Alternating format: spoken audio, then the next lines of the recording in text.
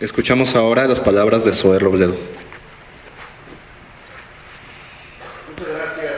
Muy buenos días a todas y a todos. Permítanme un par de reflexiones. En diciembre pasado, Moisés Naim se hizo una pregunta. Decía él, ¿para qué sirvió el 2015? Y habrá quienes digan que no sirvió para nada y habrá quienes digan que sirvió para todo. 2015 fue el año en que se descubrió agua en Marte y que se abre la posibilidad de que ese planeta sea habitable, pero también en 2015 fue el año más caluroso del que se tenga registro en la Tierra, lo que abre la posibilidad de que nuestro planeta deje de ser habitable. Fue el primer año de la historia sin nuevos casos de poliomielitis en África y el año en que murió Ayman Kurdi, el niño kurdo de 3 años que se convirtió en la dolorosa imagen de la crisis humanitaria de los refugiados y de los desplazados. Fue el año en el que la agenda más ambiciosa contra la desigualdad fue impulsada por un latinoamericano que despacha en Roma y que le dicen Francisco. Fue el año en que 190 países se pusieron de acuerdo para luchar contra el calentamiento global, pero siguen sin encontrar una forma para luchar juntos contra la corrupción. Fue el año en que la democracia perdió más adeptos y la clase política ganó más detractores. Fue el año en que Guatemala se convirtió en la vanguardia y Trump en la retaguardia. Fue el año en que los Pumas de la UNAM demostraron que algunas derrotas enaltecen y el año también en que la FIFA le robó inocencia y algo de gloria al fútbol mundial. Fue el año en México en que Aristegui salió del aire y el Chapo se salió de la cárcel. Fue el año en que la B de verde fue igual a la B de venta del voto y vergüenza.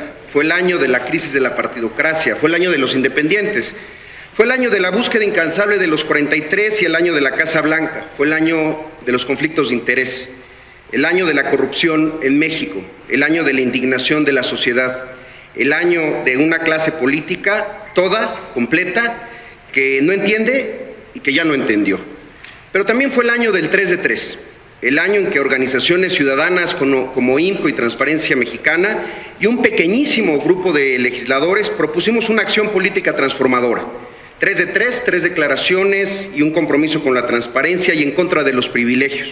La presentación voluntaria por parte de políticos y de candidatos de la declaración patrimonial en versión pública y sin reservas, la declaración de intereses y la declaración de pago de impuestos.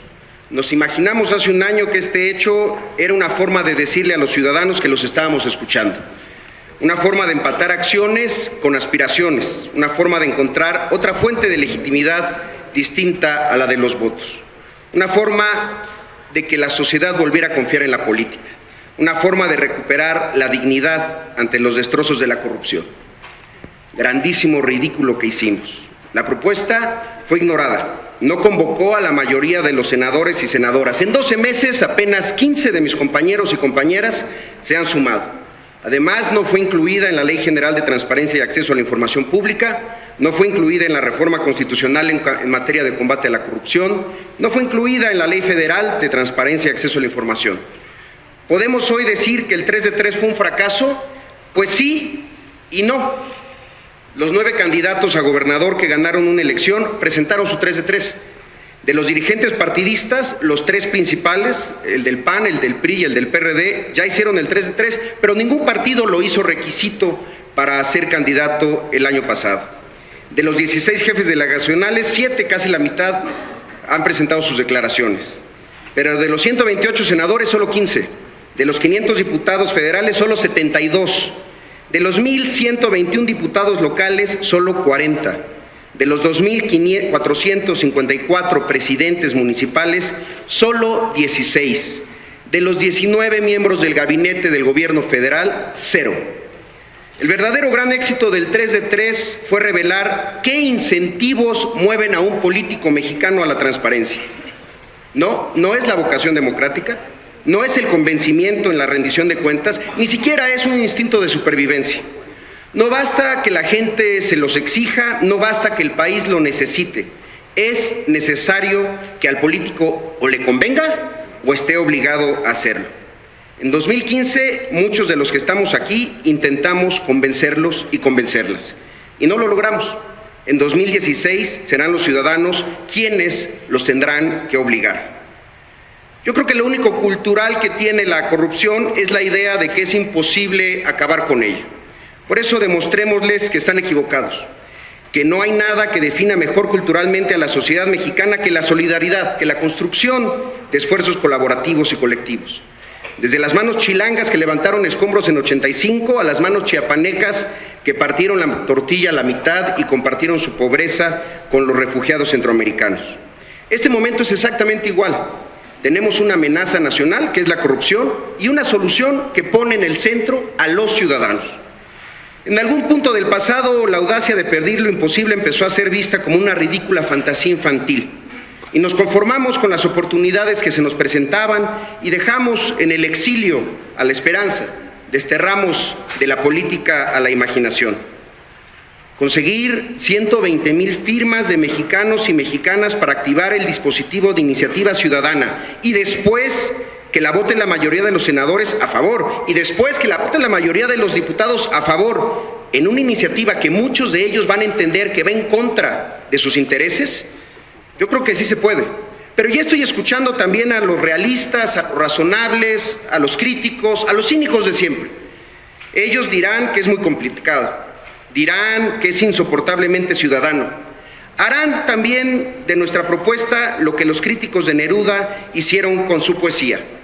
La hicieron embudos, la enrollaron, la sujetaron con 100 alfileres, la cubrieron con polvo de esqueleto, la llenaron de tinta, la destinaron a envolver relojes, la protegieron y la condenaron, le arrimaron petróleo, le dedicaron húmedos tratados, la cocinaron con leche, le agregaron pequeñas piedrecitas, fueron borrándole vocales, fueron matándole sílabas y suspiros, la arrugaron e hicieron un pequeño paquete que destinaron cuidadosamente a sus desvanes, a sus cementerios.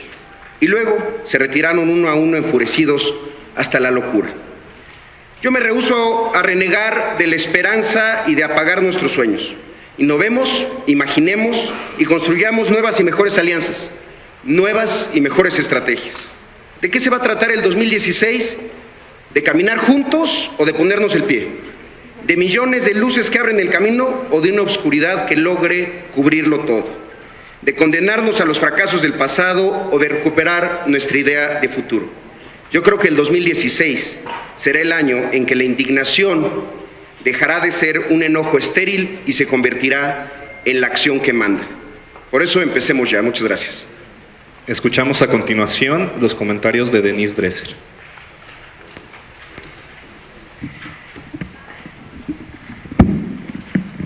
Gracias, buenos días. Es un gran placer estar aquí. La corrupción no es un problema exclusivo de México, pero la impunidad sí. La corrupción que la impunidad alimenta día tras día, estado tras estado, secretaría tras secretaría, empresa tras empresa, con costos crecientes, dañinos, paralizantes, es el principal obstáculo para la competitividad del país. Lleva a que quienes gobiernan gasten más dinero en proyectos de construcción y carreteras, los más opacos y los más propensos al cochuco. Lleva al descrédito de las instituciones supuestamente encargadas de prevenirla, incluyendo las procuradurías y los tribunales. Lleva a decisiones de inversión que no buscan beneficio social o rentabilidad, sino extracción de rentas. La corrupción distorsiona la economía al impedir la innovación y la competencia y la disposición empresarial a asumir riesgos, ya que importa más a quién conoces que cuán talentoso eres.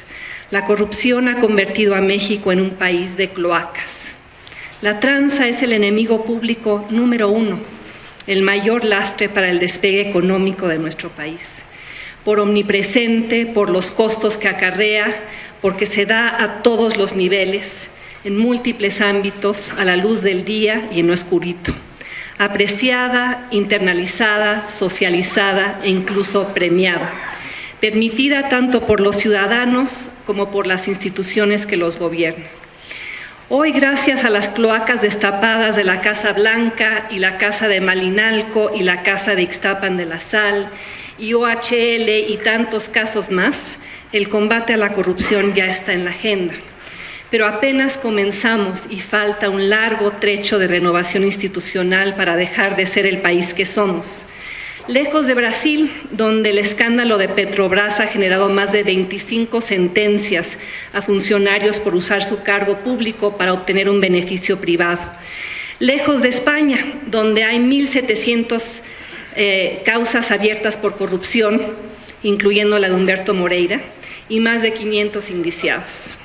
Lejos de Guatemala, donde un presidente acaba de caer por corrupto.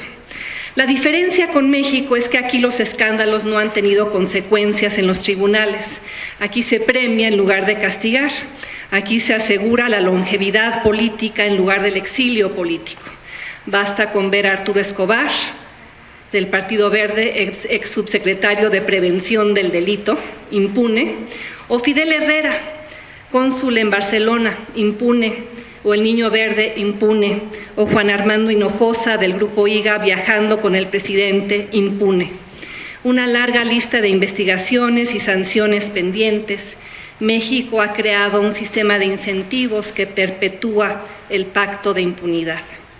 Y por eso la iniciativa de ley 3 de 3, una iniciativa ciudadana que busca crear un régimen anticorrupción, establecer reglas claras de conducta, crear una nueva cultura de rendición de cuentas, un nuevo sistema de responsabilidades de servidores públicos, una lista completa de 10 actos que serán considerados actos de corrupción y capacidades completas de investigación y sanción, para así reducir los alicientes y aumentar los riesgos de los corruptos, para así encarar y definir y sancionar con claridad qué es un acto corrupto según estándares internacionales.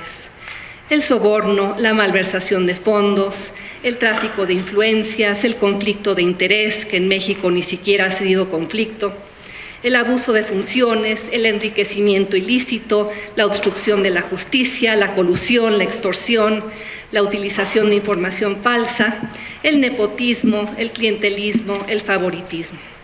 Conductas habituales, cotidianas, normales, dentro de un sistema en el cual, porque transamos, no avanzamos. Conductas que habrá que cambiar para que casos como la Casa Blanca produzcan sanciones severas y no exoneraciones inverosímiles. Gracias. Escuchamos ahora